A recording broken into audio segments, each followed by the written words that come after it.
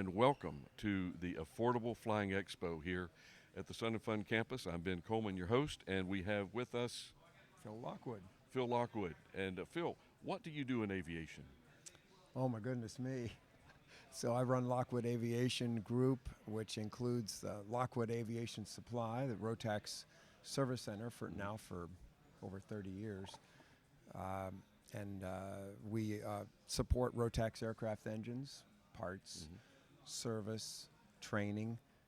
And then we have a service division, Lockwood Aviation Repair, where we just work on the engines and the airframes they're installed in. We have Lockwood Aircraft, where we build the air cam, and we have some other projects that we're working on in our engineering department. And then we have a flight school.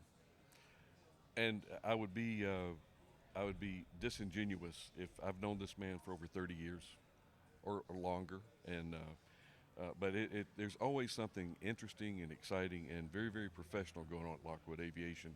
Got to hand it to you. And what's the latest on your drawing boards down there? So we've been working on this firewall forward package for the Vans RV9, and that's been a really exciting project, and the results are exciting.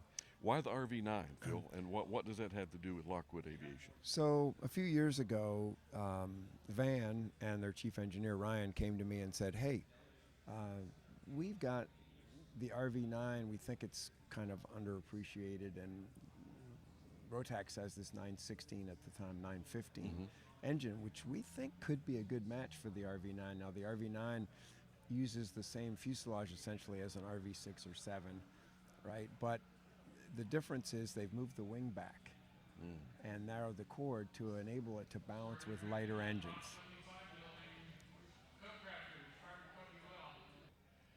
And as far as the RV, the RV9 and its affiliation with Lockwood Aviation.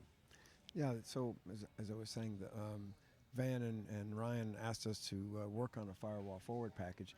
They, at the time, and they still are, were all in on the new RV15, right? So they were working on that with everything they had, and they really didn't have the bandwidth to work on a separate R&D project.